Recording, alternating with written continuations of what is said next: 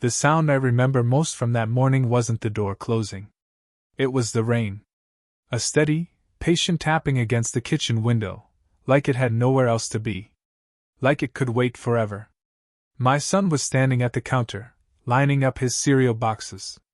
Small, medium, large. He needed them in that order before he could eat. He didn't look up when she said she was leaving. Neither did I. My wife stood in the hallway with a single suitcase. Not rushed. Not frantic. Packed carefully, like someone who had already rehearsed this moment in her head. "I need something different," she said. "I can't do this life anymore." This life meant routines. Predictability. A child who needed the world to slow down instead of speed up. It meant explaining things twice. Sometimes 3 times. Waiting without complaining. And never assuming tomorrow would be easier just because today was hard. She leaned down and kissed our son on the top of his head. He flinched. Not because he didn't love her, but because surprises hurt him. She didn't notice. Or maybe she did, and chose not to stop. Then she looked at me. "I'll send money," she said, as if that completed the conversation. I nodded once. The door closed. The rain kept tapping. My son finished arranging the boxes and finally looked up at me. "Mom forgot her blue mug," he said. He was right. It sat on the counter exactly where she always left it. "She won't need it," I said. He considered that for a long moment, then lifted the mug with both hands and placed it gently into the sink, like something fragile being lowered into water so it wouldn't crack. That was when I understood something important. Nothing about this was going to be loud. There would be no dramatic phone calls. No tearful apologies racing back. No sudden realization on her part. Just absence. Clean. Complete. Raising a child like my son teaches you things you don't learn any other way. You learn patience, not as a virtue, but as survival. You learn that repetition is love. That silence isn't empty, it's communication. And that the world will not slow down just because your child needs it to. So you slow down instead. I learned to build my days around calm moments. To memorize routines in case something changed. To read my son's face the way other parents read report cards. Progress didn't always look like movement. Sometimes it looked like stability. She never came back. Birthdays passed. School years followed. Long afternoons settled into quiet patterns, my son painting the same shapes over and over at the kitchen table. Teachers told me he was gifted. I told them he was observant. Money was tight, but predictable. Nights were long, but manageable. I never told my son his mother left because of him. I told him adults sometimes get lost too. He accepted that answer. Years later, I would understand how much he had absorbed during those quiet days. How carefully he watched people when they thought he wasn't paying attention. How much he remembered.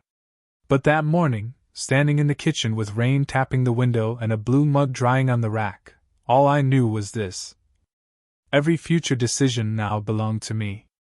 And I would make them quietly. Because sometimes, the choices made in silence shape a life far more than the ones made in anger. Some departures don't announce themselves, they simply leave everything behind. The world didn't pause after she left. Bills arrived on schedule. School calendars filled themselves. Sirens still cut through the night. Life continued as if nothing had shifted, as if a family hadn't quietly become smaller. My son noticed that first. He noticed everything. Mornings became our anchor. We woke at the same time every day, even on weekends. Breakfast followed a pattern he trusted. The same bowl, the same spoon, the same seat at the table. If something had to change, I told him ahead of time. One day, sometimes two. That's how he learned to breathe through uncertainty. One warning at a time. School was harder. The world is loud when you're built for quiet. Hallways echoed. Bells rang without mercy. Other children moved too fast, spoke too close, laughed without noticing who they brushed past. Teachers tried. Most of them did. But systems aren't built for patience. I learned how to advocate without anger. I sat in meetings where adults spoke about my son as if he weren't sitting right there. I corrected them gently. He's listening, I'd say. He just listens differently. Some understood. Some didn't. At home, he found his rhythm. He painted. Not pictures, not in the way people expect. He painted patterns. Repetition. Careful lines layered again and again, like he was studying the world instead of decorating it. The same street corner. The same window. The same tree outside our house, painted at different times of day. When I asked him why, he shrugged. It changes, he said. Just slowly. That made sense to him. Eventually, it made sense to me. Money stayed tight. I took extra shifts. Learned how to stretch groceries. Fixed what broke instead of replacing it. We didn't take vacations. There was no safety net. But there was consistency. And consistency, I learned, is its own kind of security. His mother never called. Not on birthdays. Not on holidays. No letters. No explanations that arrived late and tangled. Her absence became a fixed fact, like gravity. Something you don't argue with. Something you learn to live around. One afternoon, his art teacher asked to speak with me. She didn't start with praise. She started with observation. He sees structure where others see noise, she said. He doesn't rush. He finishes. She asked if he'd ever shown his work outside the classroom. I shook my head. He paints for himself. She smiled softly. Sometimes that's how it starts. Nothing changed right away. That's the part no one prepares you for, how slow the important things move. How growth happens quietly, without announcements, until one day you realize something steady has been forming underneath everything. Years passed like that. My son grew taller. His routines shifted but never vanished. He learned bus routes by memorizing landmarks instead of maps. He learned how to tune out chaos by focusing on details others ignored. He learned patience, not because anyone taught him, but because patience was how he survived. I worried, of course. About the future. About what would happen when I wasn't there to translate the world for him. About whether kindness would be enough protection. But then I'd watch him work, focused, unshaken, unmoved by noise, and something would settle in my chest. He wasn't fragile. He was precise. And precision, I would later learn, is a strength most people don't recognize until it changes everything. Back then, all I knew was this. The world didn't slow down for my son. So we learned how to move through it quietly. Together. Some strengths are built in silence, long before anyone notices them. The call came on a Tuesday afternoon, the kind of ordinary day that never warns you it's about to split your life in two. I was at work, halfway through a repair, hands busy, mind steady. Routine mattered. Finishing what you started mattered. When my phone vibrated in my pocket, I ignored it. Then it buzzed again. And again. I stepped outside to answer. The voice on the other end was careful, measured, like someone choosing each word so nothing would spook what they were about to touch. Is this Mr. Harris? The woman asked. Yes. I'm calling from a gallery in the city, she said. We recently displayed a piece by your son. I almost laughed. My son didn't display things. He finished them. Lined them up. Put them away.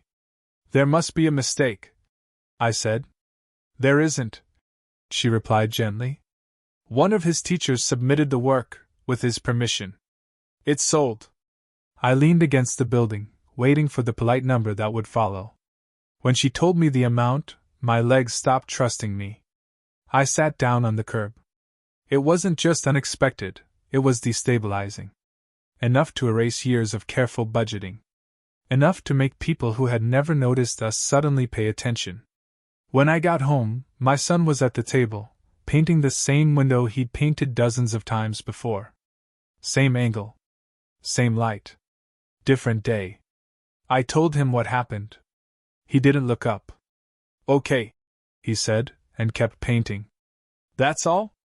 I asked. They liked it, he replied. That happens sometimes. The money arrived quietly. No balloons. No celebration. Just numbers shifting from one place to another. I met with advisors. Lawyers. People who spoke quickly and smiled often. They used words like management, growth, protection. My son listened. He asked questions no one expected. Who decides? Who can't touch it? What happens if someone tries? I answered what I could. When I didn't know, he waited until I found out. That's when his mother returned. Not with apologies. Not with explanations. With enthusiasm. She called first, warm, familiar, as if years hadn't passed. I heard about the painting, she said. I'm so proud of him. She wanted to visit. To reconnect. To be involved. I didn't stop her. I wanted to see who she was now. She arrived carefully dressed, eyes scanning the house like she was taking inventory. She hugged our son. He allowed it, not warmly, not coldly. Just accurately. She talked about missed time. About misunderstandings. About how life had taken her elsewhere. She didn't ask how he painted. She asked who managed the money. Within a week, she introduced new words. Guardianship. Oversight. Support. She framed them as concern. He needs protection, she said. You can't do this alone forever. My son was sitting at the table, quietly sorting his brushes by size. He's listening, I said.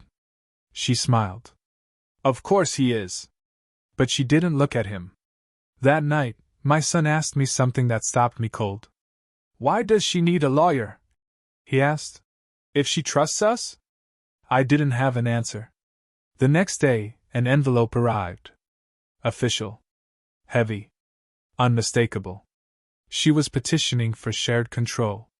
Questioning my judgment. Questioning my fitness. Claiming concern over my son's vulnerability. Vulnerable. My son read the papers slowly. Line by line. He didn't react. He didn't ask questions. He went back to his painting. Only later did I understand what that meant. The money had changed everything. Except him. And while I was still trying to understand the fight she had started, my son was already preparing for it. Some people see opportunity, others see patterns. The meeting was scheduled for a Thursday morning at a diner just off the highway. Neutral ground, her lawyer had suggested. Somewhere. Comfortable. Casual enough to feel cooperative, public enough to keep everything contained. My son and I arrived early. He chose a booth with his back to the wall, facing the door. He always did. It wasn't anxiety. It was awareness. He liked to see movement without having to turn his head.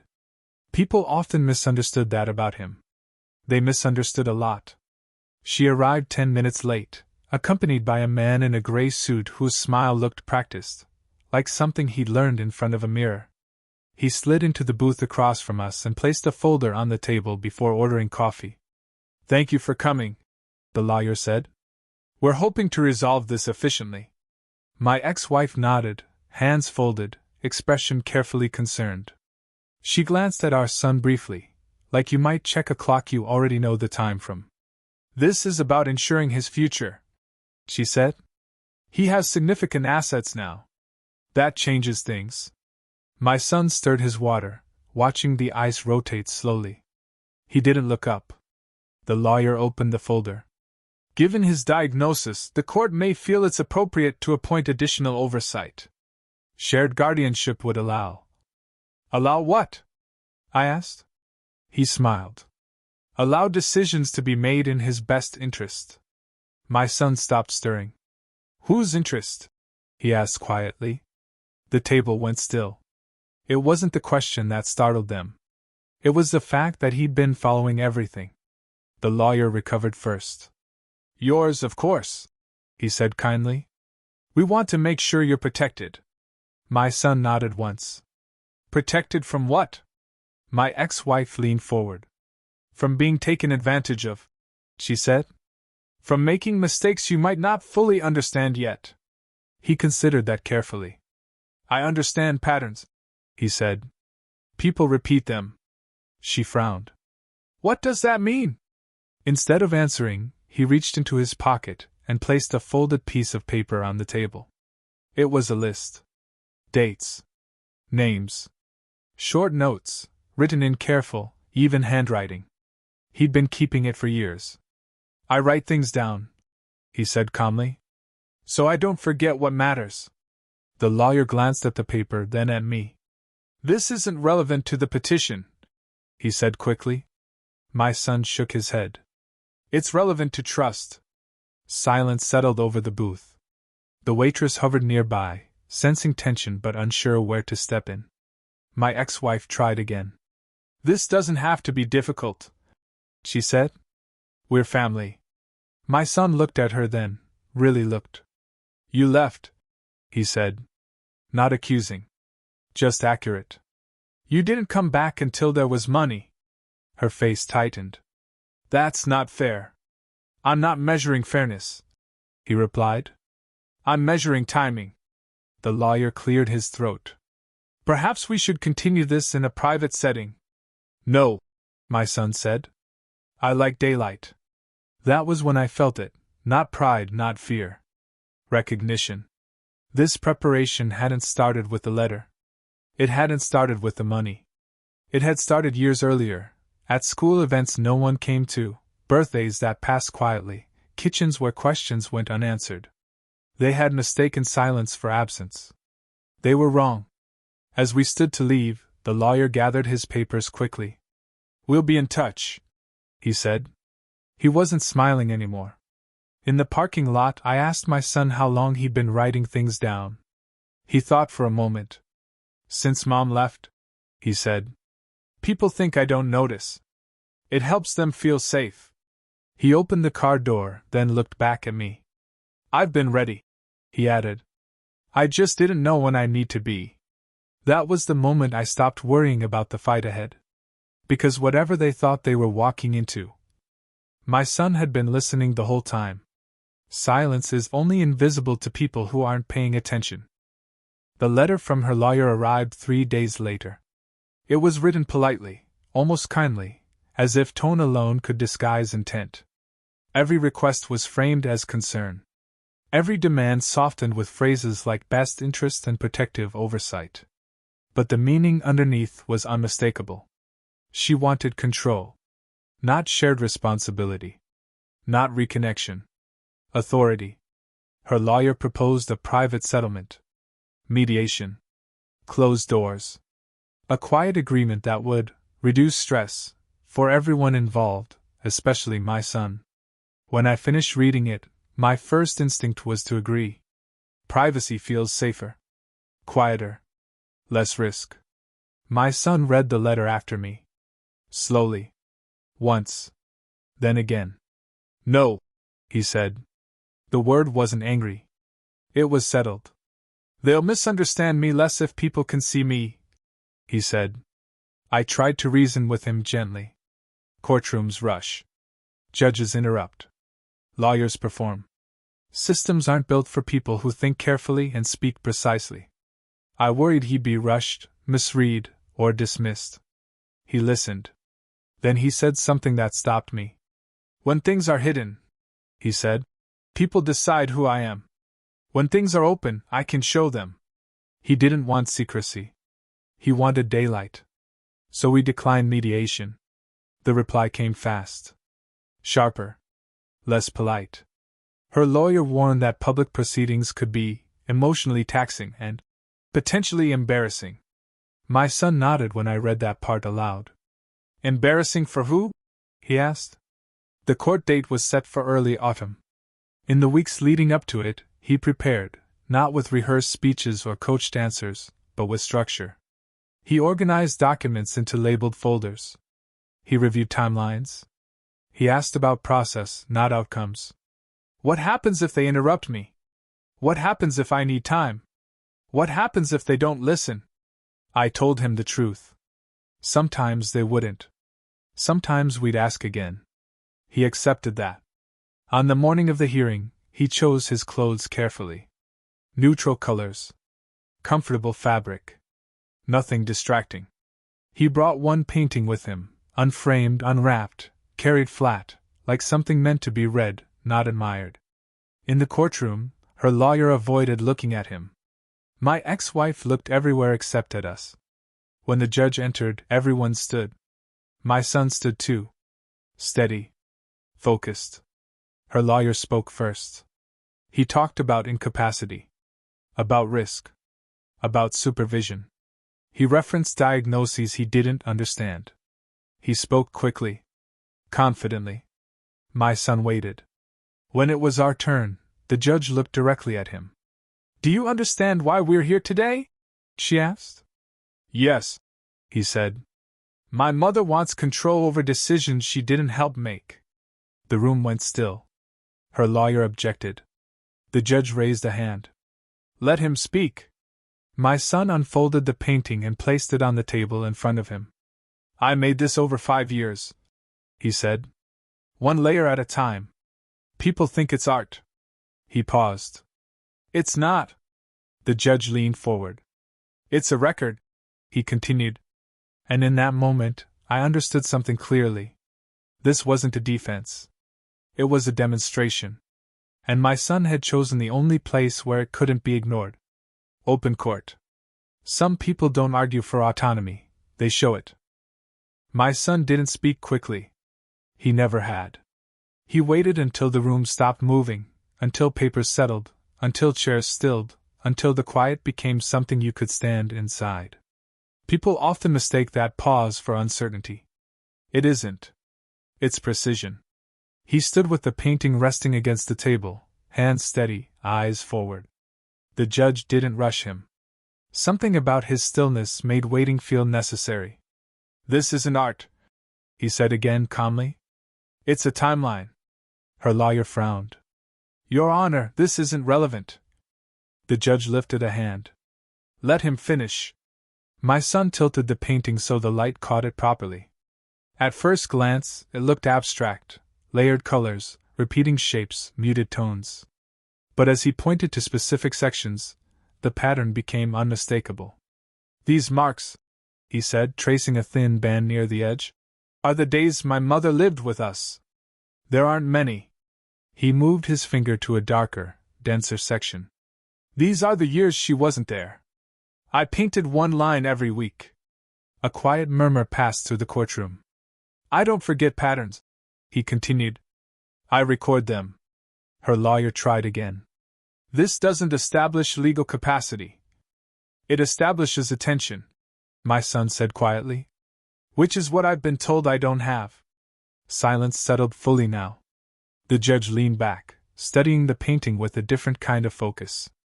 "You said this took 5 years?" "Yes," he replied. "I don't rush important things." My ex-wife spoke for the first time. "This isn't fair," she said. "He doesn't understand what he's showing." My son looked at her, not angry, not wounded. Just clear. "You didn't ask," he said. "You assumed." The judge turned to her. "Did you ask?" She hesitated. And that hesitation said more than any argument could. My son opened one of the folders next. Inside were neatly organized documents, bank records, legal agreements, correspondence. Calm. Ordered. Intentional. "These are the decisions being questioned," he said. "I know what each one is for. I helped make them." He slid one page forward. "This one was made without me. It's the only one." Her lawyer shifted. The judge asked my son several direct questions. He answered carefully. Asked for clarification when needed. He didn't rush. He didn't defend himself. He demonstrated understanding. When asked about his relationship with his mother, he didn't soften the truth. "She left," he said. "She came back when there was money." No emphasis. No accusation. Just sequence. The courtroom felt different now. The story had changed, from vulnerability to capability, from assumption to evidence. After a short recess, the judge returned. The petition for guardianship was denied. No shared control. No imposed oversight. No question of capacity. My son was recognized as fully capable of managing his affairs, with the support system he had already chosen. My ex-wife stared at the table. Her lawyer packed quickly. As we stood to leave, the judge addressed my son once more. "You were very clear today," she said. "Thank you for your patience." He nodded. "Thank you for listening." Outside the courtroom, I finally exhaled a breath I hadn't realized I'd been holding. My son looked at me. "They didn't hear me before," he said. "But that's okay." I asked him how he felt. He thought for a moment. "Relieved," he said. "I don't have to prove it again." And in that moment, I understood something deeply. Whatever healing came next, whatever distance followed, whatever silence remained, my son had already won something greater than a legal decision. He had been seen. Not explained. Not managed. Not spoken for. Seen. On his own terms. The world didn't change overnight after the hearing. There were no headlines. No public apologies. No sudden understanding from people who had already decided what they believed.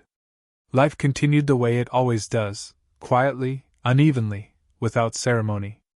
And that was exactly how my son preferred it. The money was placed into a protected trust, one he helped design. Not because he feared losing it, but because he understood something most people don't learn until much later. Protection isn't about fear, it's about foresight. He chose advisors carefully. Asked questions slowly. Took notes in the same steady handwriting he'd used since childhood. My ex-wife didn't fight the decision. There was nothing left to fight with. She called once, weeks later. Her voice was softer now, stripped of strategy. She spoke about regret. About not knowing how to stay. About mistakes that grew too heavy to carry. My son listened on speakerphone, sitting across from me at the kitchen table. He didn't interrupt. He didn't correct her. When she finished, he said, "I hope you're okay." That was all. He didn't offer access. He didn't reopen old doors. He wished her peace, and kept his boundaries intact. After that, she faded from our lives the same way she'd once left them. Quietly. Without explanation. And this time, that quiet didn't hurt. My son continued painting, though less often now. Not because he'd lost interest, but because his focus had widened. He began helping other artists like him, people whose minds moved differently, whose voices were often overlooked. He didn't lead groups or give speeches. He organized. Documented. Protected. Strength, I learned, doesn't always announce itself. Sometimes it waits. I went back to work full-time. Not because we needed the money, but because routine still mattered to us. We ate dinner together most nights. We argued about nothing important. We laughed in the easy way people do when they no longer feel watched. One evening, I asked him if he'd been scared during the hearing. He thought about it carefully. "No," he said. "I knew what I knew." That sentence stayed with me. For years, people had mistaken his silence for confusion. His patience for weakness. His difference for limitation. They were wrong. What they saw as delay was preparation. What they dismissed as quiet was observation. He hadn't learned to fight. He'd learned to wait. And waiting, done deliberately, is not surrender. It's strategy. As his father, I realized something humbling. I thought I'd been protecting him all these years. But in many ways, he'd been preparing to protect himself. And me. If this story resonated with you, if you've ever underestimated someone because they didn't speak quickly, if you've ever confused silence with absence, remember this. Some people don't need to raise their voice to be powerful. They just need time, and the chance to be heard.